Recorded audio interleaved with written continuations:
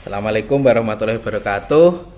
Teman-teman, saya akan membacakan buku Dari Gestapo ke Reformasi, serangkaian kesaksian karya Profesor Salim Said.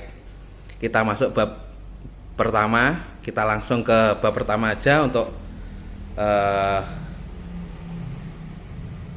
ucapan terima kasih dan prakata penulis kita lewati. Ada juga sambutan dari Dr. Haji Susilo Bambang Yudhoyono kita lewati. Kita langsung masuk ke bab yang berjudul Gestapo dari Daulat ke Pembantaian. Langsung kita masuk ke tulisan Gestapo dari Daulat ke Pembantaian. Langsung saja saya bacakan. Dengan sepeda tua, saya tiba di Fakultas Psikologi Universitas Indonesia Jumat pagi, 1 Oktober kala itu.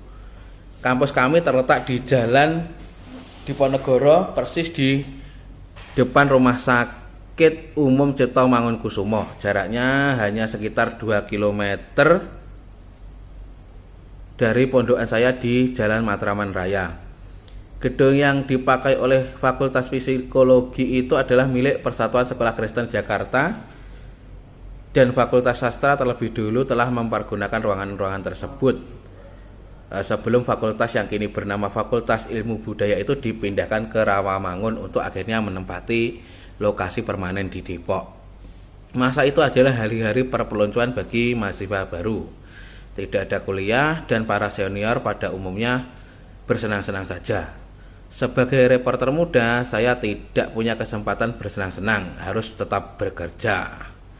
Pada 30 September hingga larut malam. Saya meliput pengajian di kediaman resmi Panglima Angkatan Laut, sekarang bernama Wisma Elang Laut, Laksamana Madya TNI R. Edi Martadinata, yang terletak di Jalan Diponegoro. Deadline kami malam itu agak terlambat sebab menanti selesainya pidato Presiden pada acara Musyawarah Nasional Teknik di Gelora Bung Karno, Senayan. Kita lanjut. Seperti biasa, pidato Presiden pemimpin besar revolusi selalu berlangsung lama.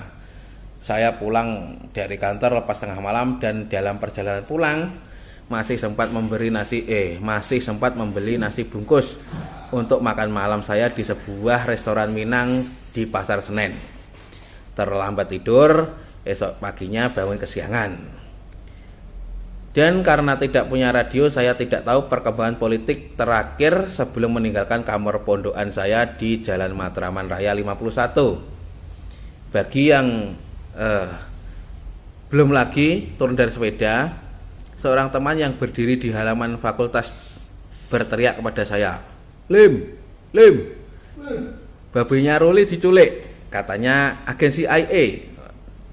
Ruli adalah putri Legend TNI Ahmad Yani, Panglima Angkatan Darat waktu itu. Putri Jenderal Yani itu adalah Putri Jenderal Yani itu adalah mahasiswi yang berada setahun di belakang saya. Yani diculik dan dituduh sebagai agen CIA. Ini segera mengingatkan saya pada desas-desus beberapa waktu sebelumnya tentang Dewan Jenderal, yang menurut PKI adalah sebuah kesatuan yang menurut PKI dengan bantuan CIA akan melakukan kudeta.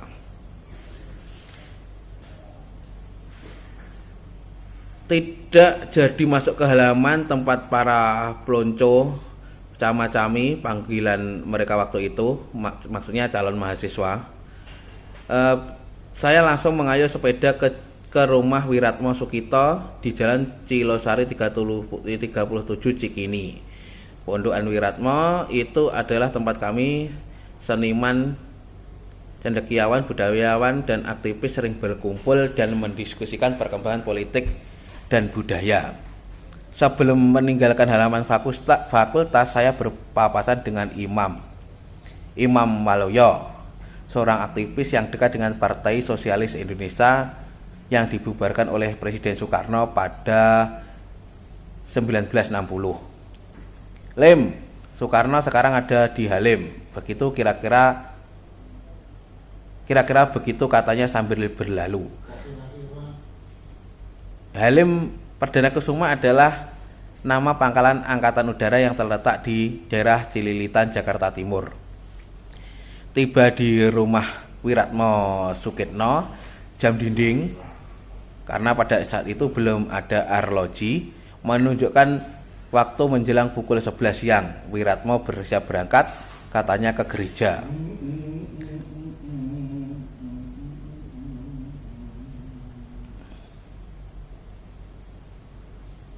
Selanjutnya saya mengayuh sepeda ke Jalan Diponegoro 54, rumah Brigjen TNI Sugandi, jenderal yang lama mendampingi Presiden Soekarno sebagai ajudan senior. Itu adalah Direktur Penerangan Staf Angkatan Bersenjata yang juga pemimpin umum Koran Angkatan Bersenjata, tempat saya bekerja sebagai reporter pemula. Jarak antara Pondokan Wiratmo dan rumah Sugandi sekitar 1 tahun. Sugandi dikenal sebagai perwira tinggi yang memperkenalkan singkatan Gestapo untuk gerakan 30 September. Sebelum saya datang, beberapa pegawai SAB Staf Angkatan Bersenjata sudah menunggu di sana. Tidak lama kemudian tuan rumah muncul. Sugandi baru saja pulang dari rumah beberapa jenderal yang menjadi korban pembantaian pagi itu. Dari cerita mengenai darah yang masih berceceran di rumah-rumah para koleganya yang dibantai menjelang subuh. Dia bercerita mengenai darah yang masih berceceran di rumah-rumah koleganya yang dibantai menjelang subuh. Mengingat ketegangan antara PKI dan kaum anti komunis, terutama dengan Angkatan Darat yang hari-hari itu memang makin memuncak, tidak sulit bagi kami pagi hari itu untuk dengan cepat berkesimpulan PKI lah yang berada di balik peristiwa berdarah tersebut. Hari itu Jumat, tapi tidak ada di antara kami yang ingat sembahyang Jumat. Bersama Sugandi beramai-ramai kami berangkat ke Kostrad di Jalan Merdeka Timur. Mengapa ke Kostrad? Pada mulanya saya juga tidak tahu, pokoknya ikut saja. Tapi tampaknya Sugandi sudah mendapat informasi tentang kegiatan di Kostrad. Nama Mayor Jenderal TNI Soeharto, Panglima Kostrad, waktu itu hampir tidak dikenal masyarakat. Tapi karena saya pernah membaca komik tentang serangan umum Yogyakarta di bawah pimpinan Overste Letkol, itu Overste itu Letkol dalam bahasa Belanda. Jadi saya tahu siapa Panglima Kostrad tersebut. Markas Kostrad belum begitu ramai. Menjelang tengah hari itu kami tiba. Usaha menarik tentara yang dikerahkan Gestapo di lapangan Monumen Nasional masih sedang dilakukan.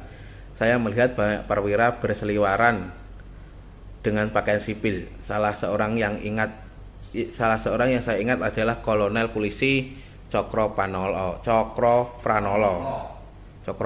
Pak. Nggih. Cokro Pranolo. Kelak Letnan Jenderal dan sempat menjadi Intel Hankam, Sekretaris Militer Presiden dan akhirnya Gubernur Jakarta. Saya jumpa dengan Cokro Pranolo di Departemen Pertahanan dan Keamanan Deptham Hankam pada tahun 1969. Waktu itu dia sudah berpangkat Brigjen dan sebagai Kepala Intel Hankam. Suatu hari saya harus ikut tes bebas Gestapo sebagai syarat mendapatkan izin berangkat ke negeri Belanda. Jenderal Cokro melihat saya dan bertanya, "Ada apa you di sini?" "Ikut tes Gestapo," jawab saya. "Ah, you kan tidak terlibat Gestapo, tidak usah ikut tes. Sampaikan pada tukang tes, Pak Noli bilang you tidak usah dites." Begitulah awal ceritanya mengapa sampai Orde Baru jatuh saya tidak pernah ikut tes bebas Gestapo. Rupanya Pak Noli, panggilan akrab Cokro Pranolo, melihat saya ikut mondar-mandir di Kostrad pada waktu 1 Oktober itu. Setelah sekian tahun kemudian, pada tahun 1970, ketika Bung Karno meninggal dan jasadnya disemayamkan di Wisma Yaso, sekarang Museum Satria Mandala, saya terhindar dari kewajiban antri bersama orang-orang banyak yang datang untuk melihat jenazah. Di sana yang bertugas adalah Pak Noli, Sekretaris Militer Presiden, dan saya dipersilahkan masuk lewat jalur VIP. Sebagai wartawan, kesempatan itu saya manfaatkan untuk memotret jenazah Bung Karno dari jarak dekat. Oke, kita lanjut. Suasana di Kostrad tegang. Sebagian besar yang ada di sana siang itu hampir sepakat bahwa penculikan dan pembunuhan para jenderal adalah pekerjaan PKI. Tapi bagaimana persisnya belum jelas. Yang saya ingat, timbul juga kecurigaan kepada Angkatan Udara yang pemimpinnya memang diketahui punya hubungan baik dengan PKI.